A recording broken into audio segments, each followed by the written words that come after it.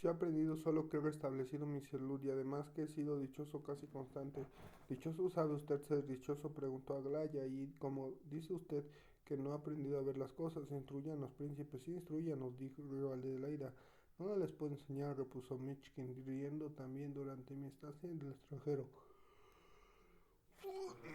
Apenas salí de la aldea suiza que me llevaron y casi nunca me alejé de sus contornos. ¿Qué podía aprender allí? Primero me limité a dejar de aburrirme, luego recobré la salud y más tarde empecé a estimar cada día.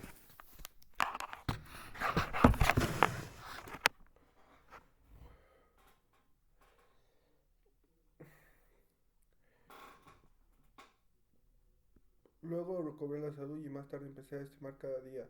Y cada día adquirió a medida que iba pasando tiempo un valor más grande ante mis ojos. Me acostaba siempre contento, me levantaba más contento aún. ¿Y cuál era el motivo de ello? Es cosa que no sé decir. ¿Y no sentía deseos? Preguntó Alejandra. De ir a otro lugar no experimentó necesidad de trasladarle. Al principio sí sentía cierta tendencia inquieta y vagabundo. Pensaba siempre en mi existencia futura. Quería adivinar mi destino y en algunos momentos el descanso me resultaba incluso penoso. Ya saben ustedes, cuando pasa esto, cuando está uno a solas, en nuestra aldea había cascada, o mejor dicho, un delgado hilo de agua que caía de una montaña casi perpendicular, un agua blanca, espumeante y tumultuosa. Hallábase como a media versta de nuestra casa y a mí me parecía verla a 50 pasos. Por la noche me agradaba oírla caer, pero en ciertas ocasiones se apoderaba de mí una gran agitación. De vez en cuando ocurríame estar solo en los montes en medio del día. En torno mío se erguían grandes pinos seculares olorosos a resina. En lo alto de una roca se divisaban las ruinas de un antiguo castillo feudal. La aldehuela perdida en el valle apenas se divisaba. El sol era vivo, el cielo azul, reinaba en torno un imponente silencio. Pues bien, en aquellos momentos me invadía el ansia de viajar y me figuraba que caminando siempre en derechura hasta franquear la línea donde se confunde el cielo y tierra, encontraría más allá la clave de los misterios, hallaríame en el centro de una vida nueva, 1000 veces más animada que la nuestra, y soñaba en una gran ciudad como por ejemplo Nápoles, llena de palacios, de agitación, de ruido, de vida. Sí, yo tenía no sé qué aspiraciones, pero poco a poco me pareció que en cualquier sitio, en una prisión incluso, se podía encontrar un tesoro de vida. A los 12 años leí ese mismo loable pensamiento en mi manual de enseñanzas útiles, declaró Aglaya. Siempre filosofía, exclamó Adelaida. Usted es un filósofo y viene a instruirnos. Quizá tenga razón, repuso Mitchkin sonriendo. Soy filósofo en efecto y hasta acaso me impela la idea de instruir si es posible. Su filosofía, manifestó Aglaya, es la misma que Eulampia Nikolaevna, la viuda de un funcionario que nos visita en calidad de parásito. Para ella todo el problema de la vida se reduce a comprar barato y así no se aplica más en gastar lo menos posible. Nunca habla sino de Copex y le advierto que tiene dinero, solo que lo disimula. Esto me parece el enorme tesoro de la vida que usted encontraría en una prisión y acaso a su felicidad de 4 años en una aldea, felicidad por la que ha cambiado su soñado Nápoles y aún parece que con ganancias siquiera esta no pase de un copec.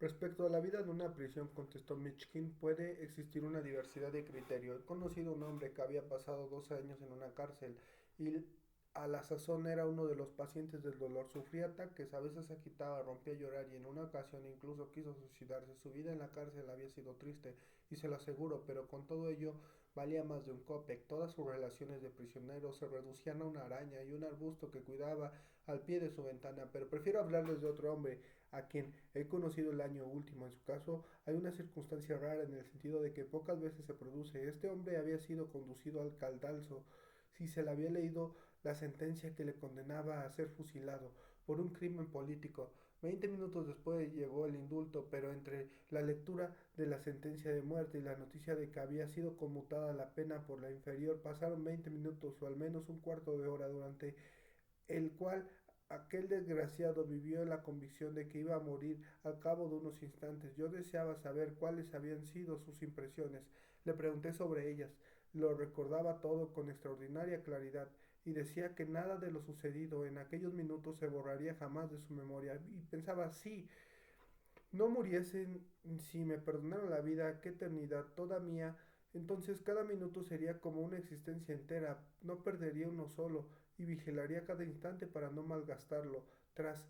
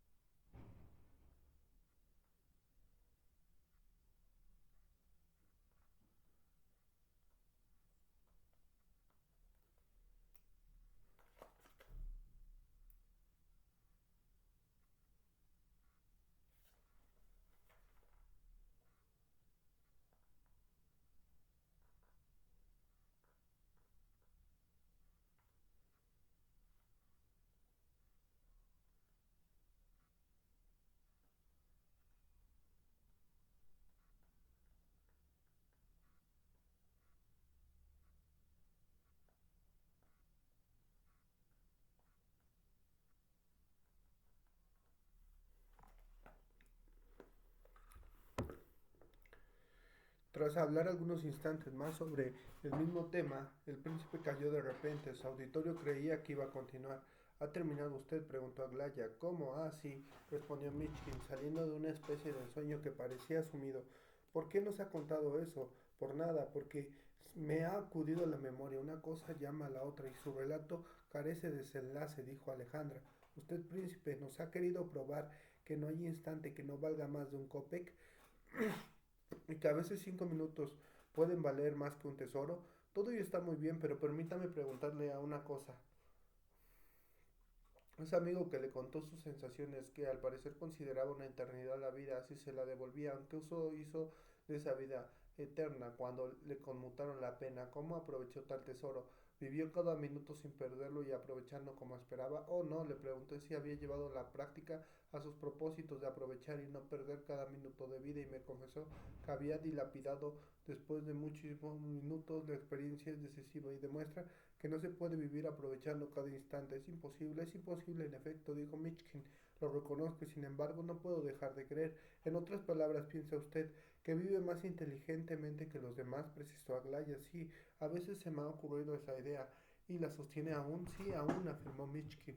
Hasta entonces había contemplado a la joven con una sonrisa dulce e incluso tímida, pero después de pronunciar aquellas palabras rompió a reír y la miró alegremente. Verdaderamente no es usted muy modesto, repuso ella, algo enojado.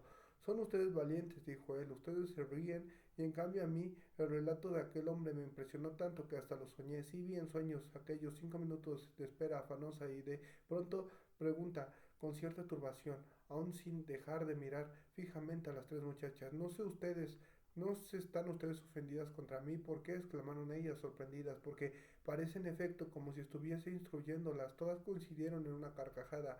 Sí, se han molestado, dejen de sentirse molestas, continuó Mitchkin. Sé bien que conozco la vida menos que los demás, porque he vivido menos que cualquier otro, pero a veces se me ocurre decir cosas extrañas. Al terminar estas frases parecía muy confuso, puesto que usted asegura haber sido feliz, no puede haber vivido menos, sino más que el resto de sus semejantes. Por lo tanto, ¿a qué vienen esas excusas?, dijo Aglaya con acritud. No asuma una actitud de triunfador modesto, porque aquí usted no ha triunfado de nada. Dado el quietísimo que profesa, podría vivir feliz de cualquier modo durante 100 años, sea que se le muestre a una ejecución capital a que se le muestre mi dedo meñique. Usted extraerá de ambas cosas un pensamiento igualmente loable y se quedará tan satisfecho. Así, la vida es sencilla. ¿Por qué te irritas de ese modo? No lo comprendo. Intervino la generala que desde hacía largo rato escuchaba la discusión, observando los semblantes de los interlocutores. Además, no sé de qué hablas. ¿A qué viene aquí ese dedo meñique? ¿Qué quieres decir con eso? El príncipe Hablaba bien, solo que no dice cosas alegres. ¿Por qué te empeñas en abrumarle así? Cuando comenzó su relato reía y ahora parece estar preocupado. Déjale, mamá. Es lástima, príncipe, que no haya visto usted una ejecución capital, porque de haberla presenciado quizá le pediría una cosa. He visto una ejecución, repuso Mitchkin. ¿Ha visto una ejecución? Exclamó Aglaya. No lo hubiera creído jamás.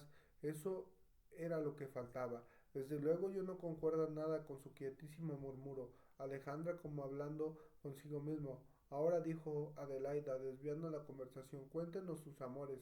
El príncipe la miró con sorpresa. Escuche, continuó la joven con cierta precipitación.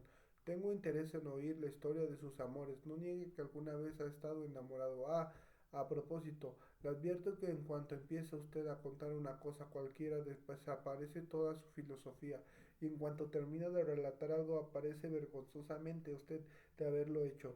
Observó bruscamente a Glaya. ¿Por qué? ¡Qué estupidez! Exclamó la generala, mirando con indignación a su hija menor. Realmente esa salida no es muy espiritual. Aglaya contestó. Alejandra, no le haga caso, príncipe, dijo Elisabetta Prokofievna a Michkin. Aglaya habla así, adrede por testarudez. No piense que está tan mal educada como finge. No vaya a juzgarlas mal viendo cómo le embroman.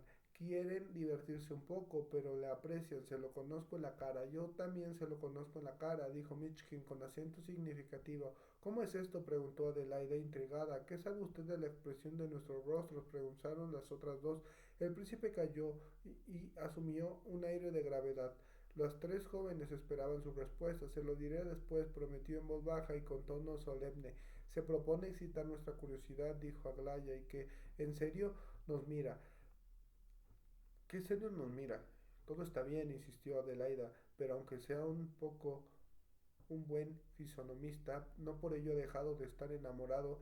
Por tanto, he dado en el clavo. Cuéntenos, cuéntenos. No he estado enamorado, dijo el príncipe. He sido feliz de otro modo. ¿Cómo y de qué manera? Y su rostro había adquirido una expresión profundamente meditabunda. Ea, se lo diré, decía Michkin. Capítulo 4. En ese momento comenzó Michkin. Me miran ustedes con una curiosidad que me inquieta, porque si no los satisfago se incomodarán conmigo, pero esto no es una broma, se apresuró a añadir sonriendo. Pasó pues a cantar. En aquel pueblo había muchos niños y yo siempre estaba con ellos, solo con ellos. Eran los niños de la aldea, toda una bandada de colegiales. No pretenderé haberlos instruido yo, no, para eso estaba Julio Thibaut, el maestro de escuela. Si se quiere, admito que se les enseña algo, pero lo que hacía sobre todo era convivir con ellos. Y aún así, transcurridos mis 4 años en Suiza, no me hacía falta otra cosa.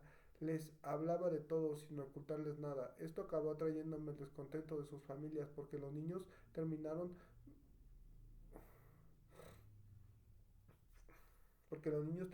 no pudiendo prescindir de mí.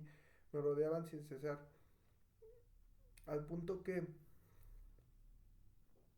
al punto que el maestro de escuela llegó a convertirse en mi mayor enemigo. Otras muchas personas de la aldea me cobraron antipatía, todas a causa de los niños. El mismo doctor Scheiner se hizo reprobar sobre hecho, pero ¿qué temían de mí? A un niño se le puede decir todo, absolutamente todo. Siempre me ha sorprendido la falsa idea de que los adultos se forman sobre los niños. Estos no son comprendidos jamás, ni siquiera por sus padres. Y qué bien se dan cuenta los niños que su familia los toma por pequeñuelos incapaces de comprender nada, cuando lo comprenden también todo. Las personas mayores ignoran que incluso en asuntos difíciles los niños pueden dar consejos de la mayor importancia. ¿Cómo no sentir vergüenza de engañar a esos lindos pajaritos que fijan en nosotros sus miradas confiadas y felices? Les llamo pajaritos porque los pájaros son lo mejor que existe en el mundo, pero me dio una circunstancia que excitó los ánimos contra mí más que cualquier otra. El odio de Thibaut era mera envidia.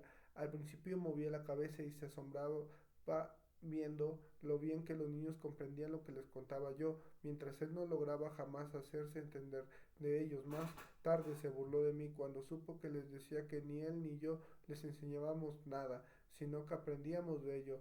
No sé cómo pudo injuriarme y calumniarme como lo hacía viendo del mismo entre niños, porque el trato de estos purificó el alma. Entre los enfermos que curaba Schneider había un hombre extremadamente desgraciado. No sé si podría existir desgracia comparable a la suya. Había sido llevado al establecimiento, achacándole enajenación mental, pero en mi opinión no estaba loco, sino que había sufrido horrorosamente y esa era toda su dolencia. Si ustedes supiesen lo que los niños llegaron a hacer para él. Pero de ese enfermo les hablaré luego. Ahora voy a decirles cómo empezó todo. Al principio los niños no me querían. Yo era tan mayor, tan tímido, tan feo. Además, finalmente tenía en contra mía mi calidad de extranjero. Los niños inicialmente se burlaron de mí y desde que me sorprendieron besando a María comenzaron a tirarme piedras. No la besé más que una vez. No se reían apresurosa a añadir el príncipe replicando las sonrisas de su auditorio.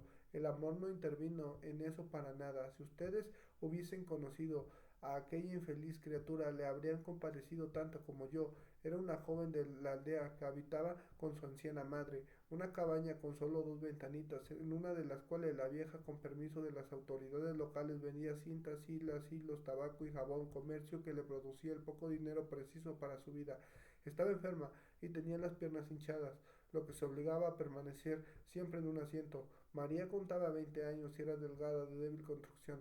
Hacía largo tiempo que se encontraba tuberculosa, pero aún así iba a asistir a las casas donde realizaba trabajos muy pesados: fregar el suelo, lavar la ropa, limpiar los pastos, dar el pienso de las bestias. Un viajante francés lo sedujo y se llevó consigo, más al cabo de una semana la dejó plantada. Abandonada en una carretera, María volvió a su casa pidiendo limosna por el camino. Llegó sucia, andrajosa, con los zapatos terriblemente desgarrados. Había andado durante 8 días durmiendo al raso y sufriendo mucho frío. Tenía ensangrentados los pies y las manos hinchadas y ulceradas. Antes tampoco era hermosa, solo tenía unos ojos muy dulces, llenos de inocencia y de bondad. Su taciturnidad era extraordinaria. Una vez, poco antes del incidente que he hablado, comenzó pronto a cantar mientras trabajaba y el hecho causó general asombro. María ha cantado. Hay que ver, María ha cantado, se decían riendo. Ella, oyendo a la gente, quedó muy confusa y desde entonces se encerró en un mutismo obstinado. En aquel tiempo trabajaba aún y la miraba con benevolencia, pero cuando volvió enferma y con los miembros ensangrentados, nadie le testimonió la menor piedad. Qué dura es la gente en casos así, con qué severidad juzga las cosas. La vieja fue la primera en recibir a su hija con ira y desprecio. Me has deshonrado, le dijo, y fue la primera también en abandonarla a su vergüenza. En cuanto se supo en la aldea que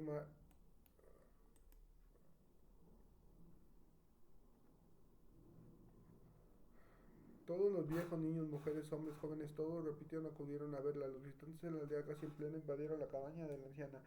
María, hambrienta y varaposa, yacía en tierra.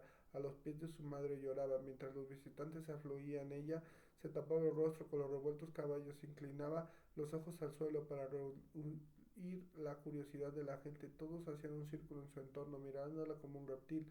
Los viejos la censuraban implacablemente, las mujeres la colmaban de injurias y ofensas contemplándola con repugnancia, como si se viesen un bicho asqueroso. La madre, sentada en su habitación, lejos de oponerse a aquella actitud, se alentaba con la voz y el ademán. La anciana estaba muy enferma, casi moribunda, al extremo de que a los 2 meses falleció, pero aún sintiendo aproximarse su fin, se negó a reconciliarse con su hija. No le hablaba jamás, la hacía acostarse en el zaguán y apenas le daba de comer. Necesitaba mojarse frecuentemente las piernas hinchadas con agua caliente y a pesar de que María se las lavaba y le prodigaba afectuosos cuidados, la vieja los aceptaba sin compensarle con una sola palabra cariñosa. La joven lo sufría todo con resignación. Más adelante, cuando entablé conocimiento con ella, observé que aprobaba aquella actitud considerándose a sí misma como la más vil de las criaturas. La anciana hubo de aguardar como definitivamente las comadres de la aldea acudieron a cuidarla por turno, según la costumbre de la religión, y entonces se dejó en absoluto en dar de comer a María. Todos la rechazaban en su puerta y nadie le proporcionaba trabajo como antes. Puede decirse que le escupían encima literalmente. Los hombres no la consideraban ya como una mujer y le decían palabras más suaves. A veces los domingos, cuando estaban más embriagados, le arrojaban alguna moneda de a sueldo por inscripción. María la recogía en silencio. Por aquella época comenzaba a escupir sangre. Acabó teniendo los vestidos tan andrajosos que no osaba presentarse a la aldea y desde su regreso hasta andaba descalza. Los niños de la escuela se pasaban de 40 y se regocijaban especialmente en molestarla y arrojarle inmundicias. Habiendo dirigido a un propietario de vacas para que le diera trabajo, el hombre la puso en la puerta. Más María, por iniciativa propia, comenzó a cuidar del ganado y pasó el día en aquella ocupación. El hombre, observado que le prestaba buenos servicios, dejó de arrojarla de allí y hasta le daba a veces los restos de su comida, que solían consistir en pan y queso, y consideraba esto como una gran bondad que hacía a la joven. Cuando murió la madre de María, el pastor llegó a vilipendiar a la desgraciada públicamente. Ella, vestida con sus miserables harapos, habíase arrodillado llorando junto al ataúd. La curiosidad había traído a mucha gente a la ceremonia fúnebre. Quería saber si la joven sollozaba y con qué aspecto caminaría tras un cadáver de su madre.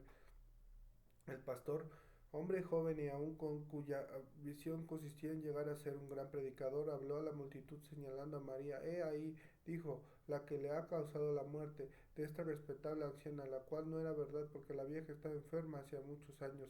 Allí está, ante todos, sin atreverse a levantar la vista, porque debe que ha sido marcada por el dedo de Dios. Vela, descalza, andrajosa, buen ejemplo para los que se sintieran a punto de caer en la tentación. ¿Y quién es esa mujer, la hija de la difunta? Y continuó hablando por el mismo estilo como suelen los pastores protestantes. Aunque parezca increíble, esta cobardía agradó a casi todos, pero entonces sobrevino una novedad. Los niños que en aquella época ya estaban todos de mi parte comenzaban a querer a María, tomaron la defensa de la desgraciada. Vean cómo comenzó la casa. Yo deseaba favorecer algo a la pobre joven.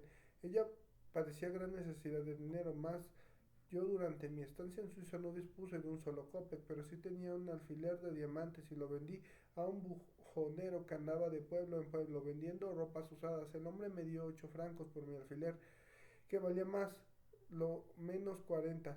Largo tiempo transcurrió antes de que yo pudiese hablar a solas con María. Al fin nos encontrábamos fuera del poblado, en un sendero montañoso tras un árbol. Le entregué los 8 francos y le recomendé que los administrara bien, porque en adelante no podría volver a ayudarla. Y luego la besé diciéndose que no lo tomase en mal sentido, y que si la besaba no era porque estuviese enamorado de ella, sino porque me inspiraba profunda piedad y porque nunca desde el principio lo había considerado culpable, sino desgraciada. Yo sentía verdadero deseo de consolarla, de persuadirla, de hacía mal en considerarse tan por debajo de las otras mujeres, pero no tardé en observar que no comprendía mis palabras. La noté en su actitud, permanecía en pie ante mí, silenciosa, con los ojos bajos, como abrumada por la vergüenza. Cuando supe terminado me besó la mano, yo tomé la suya y quise besarla también, pero me retiró enseguida. De pronto los niños nos descubrieron, toda la banda se hallaba entre nosotros. Supe después que llevaban largo rato espiándonos. Comenzaron a reír, a silbar, a dar palmeras. María se fugó rápidamente. Traté de hablarles, pero comenzaron a lanzarme piedras.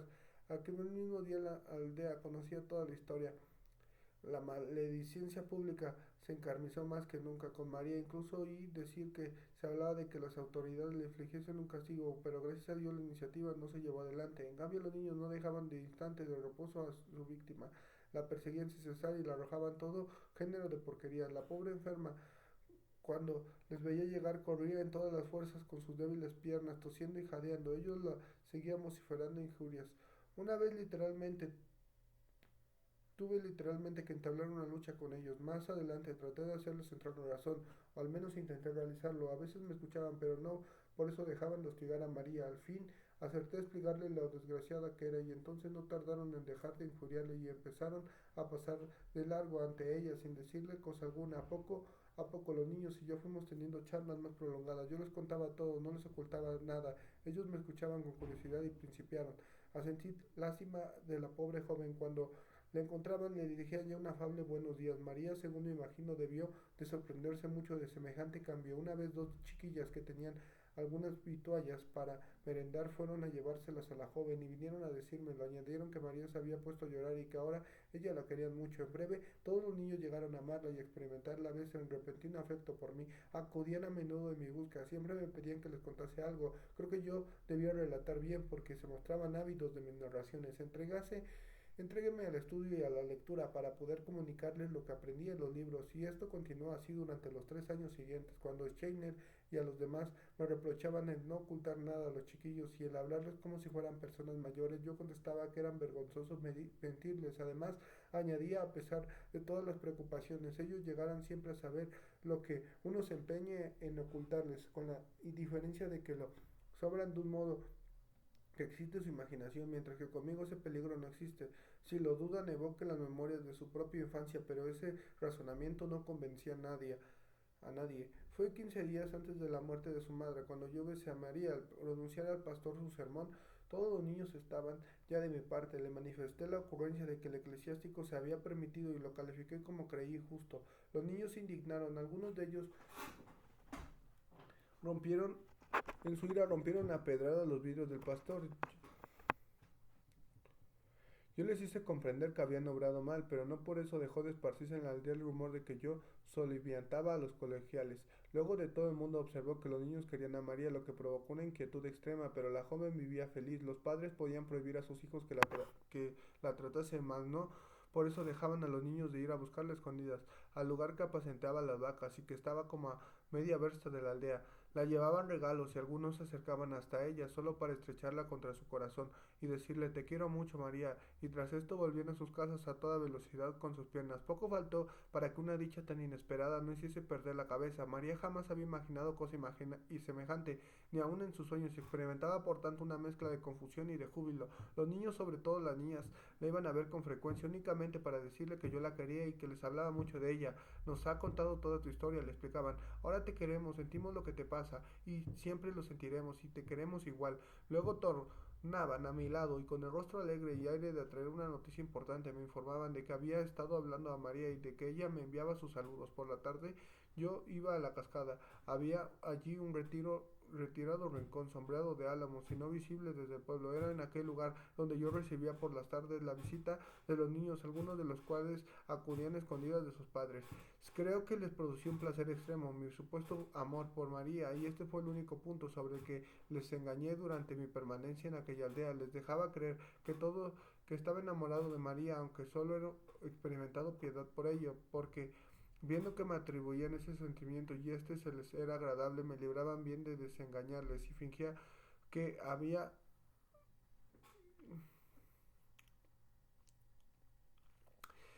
sabido adivinar mis sentimientos, qué delicada bondad albergaba en aquellos corazones. Citaré un solo ejemplo, pareciéndoles inadmisible que, amando tanto a María, a su querido León, ella fuese tan mal vestida y careciese de calzado. Y figúrense que le proporcionaba zapatos, medias, ropa blanca y hasta algunos vestidos. ¿Y por qué?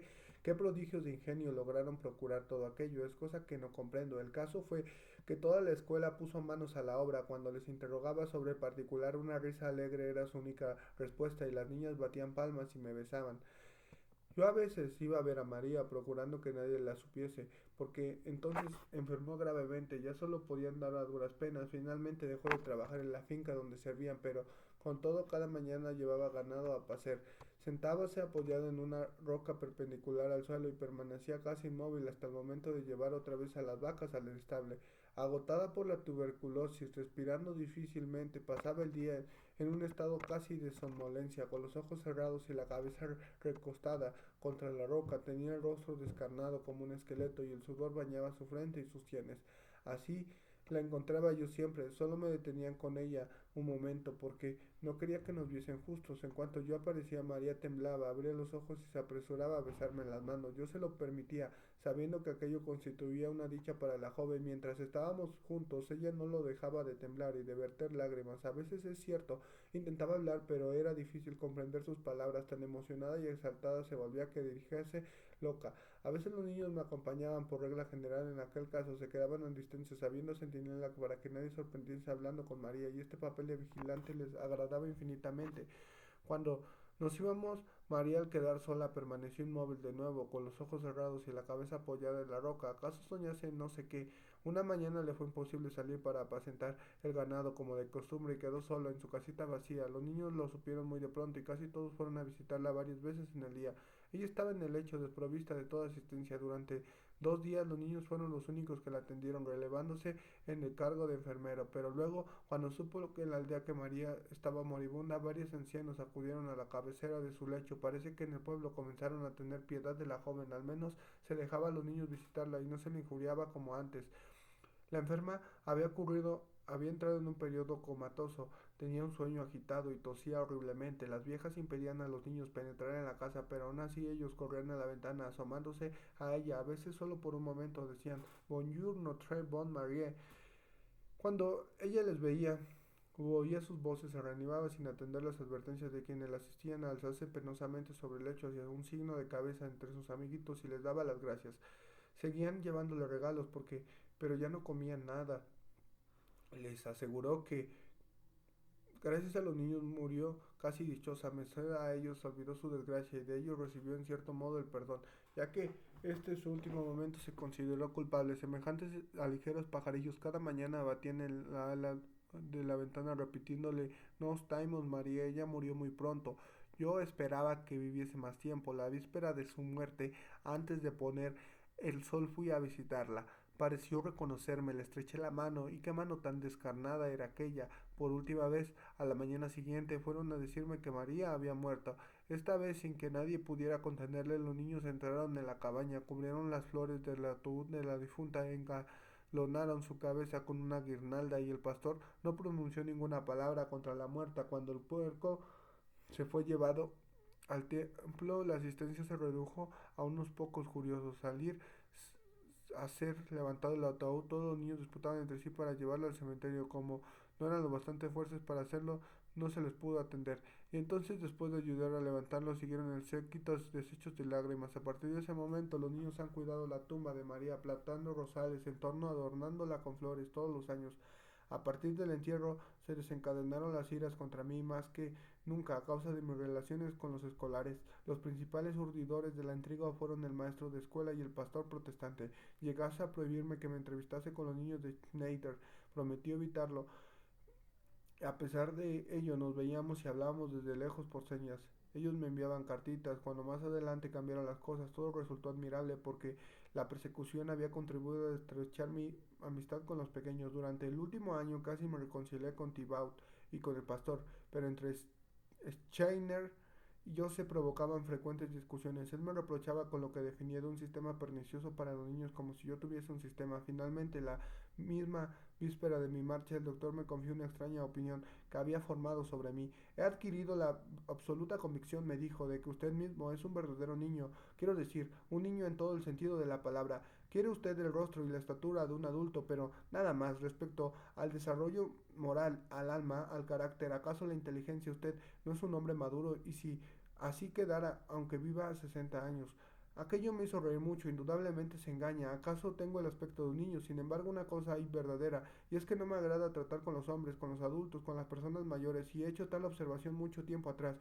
No me agrada porque no soy como ellos. Díganme lo que me digan, testimonieme la bondad que me testimonien. Me es penoso tratarlos, y en cambio me siento a mis anchas cuando puedo reunirme con mis camaradas, y estos han sido siempre los niños, no porque yo mismo sea un niño, sino porque me siento atraído por la infancia. Al principio de mi residencia en Suiza, cuando ya errando solo y triste por las montañas, los veía salir de pronto de la escuela a mediodía, sobre todo llenos de entusiasmos, cargados con sus carteras y sus pizarras, jugando, gritando y riendo, y mi alma se sentía inmediatamente atraído hacia ellos. No puedo explicar esto, pero el caso era que sentí una impresión de extraordinaria felicidad cada vez que los encontraba. Deteníame y me reía dichoso considerando de aquellos piececitos que corrían tan deprisa, aquellos niños y niñas que salían de tropel, sus risas y sus lágrimas, porque muchos de ellos, camino acaso desde la escuela, tenían tiempo para pelearse, llorar, reconciliarse y empezar a jugar de nuevo.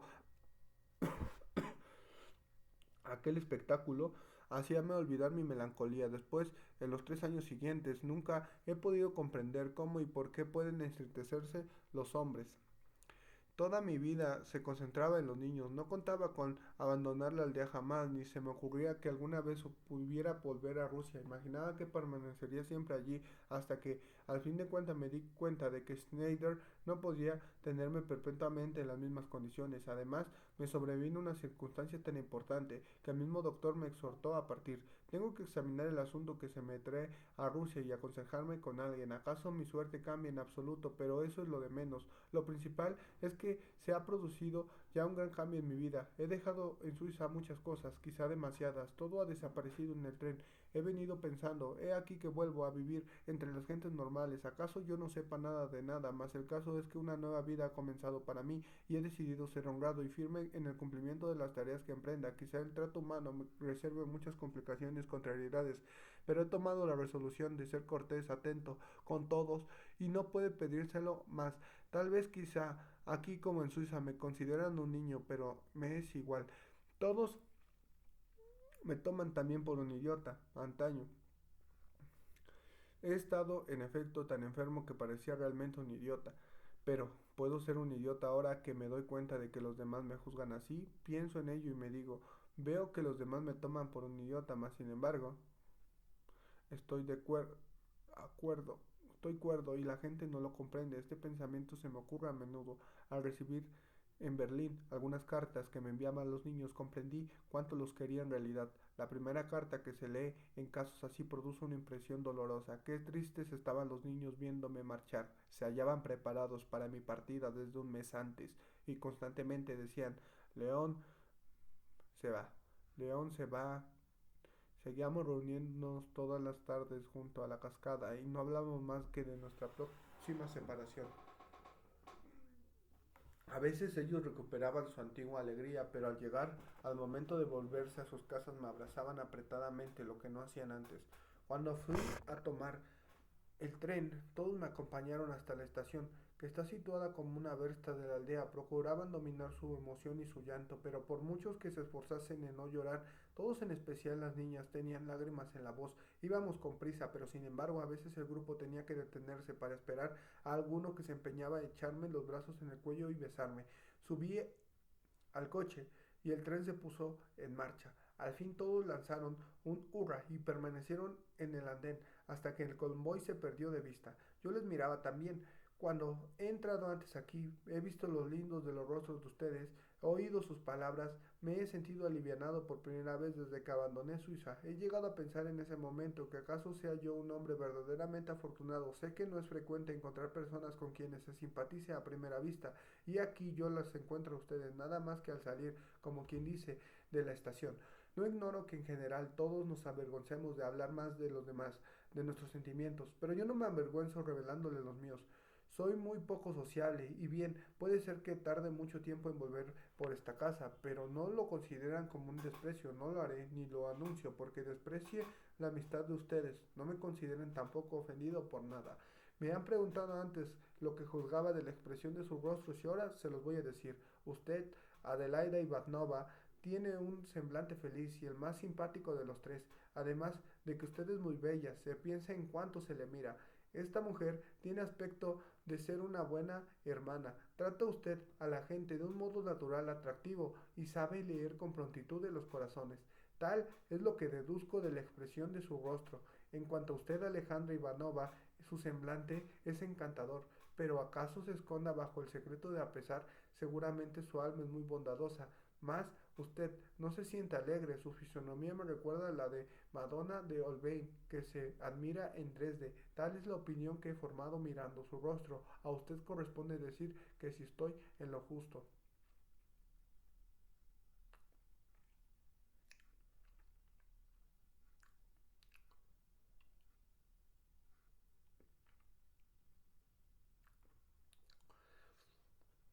En lo que a usted respecta, Elisabetta Prokofievna, añadió el príncipe volviéndose bruscamente a la general, a su semblante me induce a creer, más bien me prueba que a pesar de su edad es usted una verdadera niña, con todas las cualidades y los defectos que implica la palabra. No se molesta por que se lo diga. Usted sabe cómo considerar a los niños y no crean que es por ingenuidad, por lo que me he explicado tan francamente respecto a la expresión de sus rostros. No nada de eso. ¿Acaso tengo un motivo para expresarme así? Capítulo 7. Cuando Michkin dejó de hablar, todas las que lo oían le miraron jovialmente, incluso a Glaya, pero la que más satisfecha se mostró fue Elisabetta Prokofievna. ¡Ea! Ya le hemos examinado mucho, exclamó. Vosotras, hijas, os proponéis protegerle en calidad de pariente pobre, y aquí él apenas se digna aceptar nuestra protección, y aun esto con la advertencia previa de que nos visitará poco a menudo, de modo que hemos quedado burladas, e Iván Federovich más que nosotras. Me alegro mucho. Bravo, príncipe. Se nos había encargado hacerle un examen. Lo que ha dicho usted de mi cara es la pura verdad. Yo soy una niña y lo sé. Lo sabía antes de que usted lo dijera, y usted ha definido mi pensamiento en una palabra. Creo que su carácter es absolutamente semejante al mío, y que nos parecemos como una gota de agua a otra, lo que me satisface mucho. La única diferencia consiste en que usted es hombre y yo mujer, que usted ha estado en Suiza y yo no. No te precipites, mamá, dijo Aglaya. El príncipe ha declarado que tiene sus motivos para hablar con esa franqueza y que no lo hacía por ingenuidad. Sí, sí, sí, apoyaron riendo las otras dos jóvenes. No rías, hijas. Puede que el príncipe sea más astuto que las tres juntas. Ya veréis como sí. Pero no ha dicho usted nada de Aglaya. Ella espera sus palabras y yo también. No puedo decir nada por ahora. Ya hablaré más adelante. ¿Por qué? No creo tan difícil de estudiarla. No, no lo es. Más Aglaya Ivanova. Resulta una verdad tan extraordinaria que se siente temor de mirarla, aunque solo se trate de intentar conocerla. Pero bien, y de su carácter, insistió la generala, juzgar la belleza es difícil, aunque no me siento con fuerzas para hacerlo. La belleza es un enigma. Eso es proponer la enigma de Aglaya, dijo Adelaida. Anda, Aglaya, descífralo. Así que le parece guapa, príncipe, extraordinariamente guapa, repuso él, considerando unos fascinosos ojos a la interesada, casi tanto como Anastasia Filipovna, aunque con un semblante muy diferente. La general y sus hijas se miraron profundamente asombradas. ¿Quién? Preguntó la general Anastasia Filipovna. ¿De qué conoce usted a Anastasia Filipovna? ¿A que Anastasia Filipovna se refiere? A una cuyo retrato ha mostrado hace poco Gabriel Ardialonovich y este ha mostrado al general. ¿Dónde está el retrato? Dijo vivamente la generala. Quiero verlo, si ella se lo ha dado. Gabriel Ardialonovich debe tenerlo aún. Gabriel Ardialonovich está sin duda en el despacho de mi marido. Viene a trabajar todos los miércoles y nunca se marcha. Antes de las 4, que venga enseguida, pero no, no siento tanto interés por verle. Haga el favor, querido príncipe, de ir a pedirle ese retrato y traérnoslo. Dígale que queremos verle, hagamos este servicio. Es simpático, pero demasiado ingenuo, comentó Adelaida cuando Michkin salió. Tan ingenuo, confirmó Alejandro, que casi toca en ridículo, hablando francamente. Los dos jóvenes,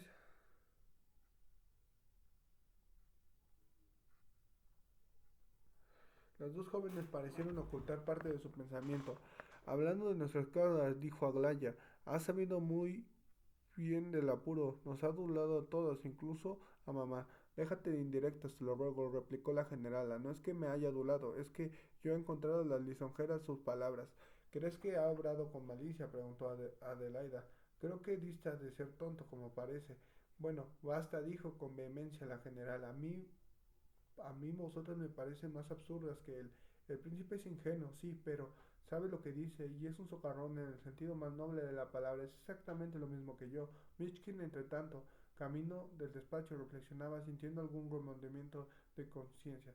He cometido una discreción hablando del retrato, pero acaso haya convenido. Gabriel Ardilanovich en el despacho general estaba abstraído entre sus papelotos. Era evidente que la compañía no le pagaba por su sueldo, por holgar. Cuando el príncipe le pidió el retrato y le explicó que las señoras deseaban verlo, se sintió tremendamente desconcertada. ¿Hey, qué necesidad tenía de haber hablado de tal cosa? De una cosa de la que usted no está enterado para nada, exclamó, presa de violento enojo, y añadió para sí, idiota, perdone, lo he mencionado sin darme cuenta. En el curso de la conversación, sin querer, declaré que Aglaya era casi tan bella como Anastasia Filipovna. Gania le pidió que le relatasen con exactitud todo lo ocurrido. Michkin lo hizo y el secretario miró sarcásticamente. Veo que usted tiene a usted Anastasia Filipovna dentro del cerebro, murmuró y se tomó pensativo, notándole absorto. Michkin le recordó el retrato. Escuche, príncipe, dijo Gania de pronto, como si le sacudiese de súbito una idea en la mente. Tengo que pedirle un inmenso favor, pero en verdad no sé si interrumpióse turbado en su interior, parecía librarse una violenta lucha. Michkin esperaba en silencio. Gania volvió a mirarle con ojos penetrantes e inquisitivos. Príncipe, continuó, las señoras en este momento deben de estar disgustadas conmigo a causa de una circunstancia extraña y absurda, de la que no tengo culpa ciertamente. Es inútil entrar en detalles. El caso, repito, es que las señoras están a lo que parece algo molestas conmigo de algún tiempo a esta parte y por eso evito lo posible pasar a sus habitaciones. Y yo tengo ahora gran necesidad de hablar con Aglaya Ivanova. Le he escrito unas líneas y me mostraba un papelito cuidadosamente plegado que tenía entre los dedos y no sé cómo hacérsela llegar. Quisiera, príncipe, encargarse de llegárselas a Gloria Ivanova, mas habría que entregárselas en propia mano y escondidas de todos, ¿comprende? No es un secreto grave ni una cosa parecida, pero puede hacerme este favor. Comienzo que el encargo no me agrada, contestó Michkin. Oh, príncipe, suplicó Gania, si supiera cuánto interés encierra esto para mí, ella acaso contestaría, y créame que se trata de algo urgente, muy urgente, para que me atreva a pedirle por quién enviaría yo esto, y es tan importante, tan importante. Gania, temerosísimo de que el príncipe persistiera en su negativa, le miraba con expresión de cedrato. Ruego, bien, lo entregaré, pero sin que nadie lo note, insistió Gania, jubiloso. Cuento con su palabra de honor de príncipe. No lo enseñaré a nadie, dijo Michkin. El pliego no está cerrado, pero el secretario se interrumpió turbado por la inconveniencia que acababa de deslizar sin querer. No lo leeré, no tema, aseguró el príncipe, sin parecer molesto en lo más mínimo, y él, tomando el retrato, salió de la estancia. Al quedar solo, Gania se llevó las manos a la cabeza. Una palabra de ella, exclamó, y acaso rompa con todo. Y en la impaciencia de guardar de contestación a su nota comenzó a pasear de un lado a otro del despacho, incapaz de reanudar la tarea. Entre tanto, Mitchkin, preocupado, pensaba en el encargo que recibiera. La misión aceptada le impresionaba desagradablemente, y el que Gania escribiera a Glaya no le desagradaba menos. Antes de llegar a las dos habitaciones que procedían, se detuvo de pronto como si acabase de surgir alguna idea en su mente, y luego, lanzando una mirada en torno, se acercó a la ventana y comenzó a examinar el retrato de Nastasia Filipovna. Dirigíase que quisiera descifrar el que no sabía que de misterioso que antes la afectara tanto al mirar la faz de aquella mujer. Su impresión entonces había sido muy viva. Ahora quería someterla a una nueva prueba, contemplando otra vez aquel rostro que tenía de notable no solo su belleza, sino algo más imposible de definir.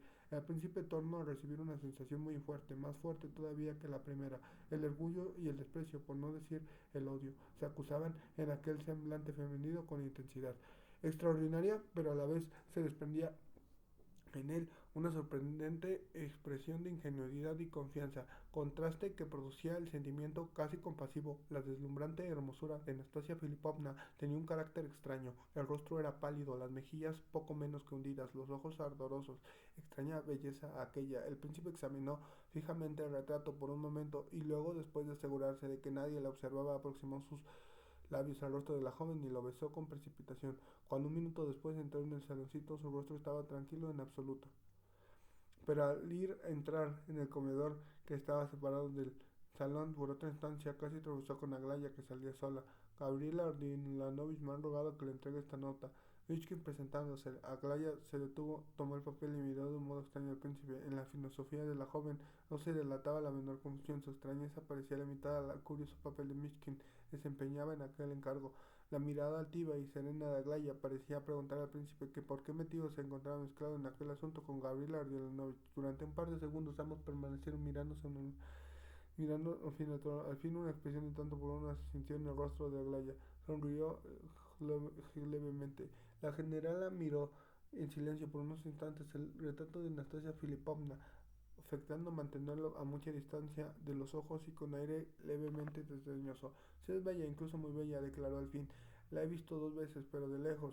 ¿Así que le gusta esa clase de belleza? Preguntó bruscamente a Mitchkin. Sí, me gusta, repuso él, no sin cierto esfuerzo, pero esta clase de belleza precisamente, porque en ese rostro hay una expresión de intenso sufrimiento, articuló casi involuntariamente el príncipe, más bien hablaba consigo mismo que a su interlocutora.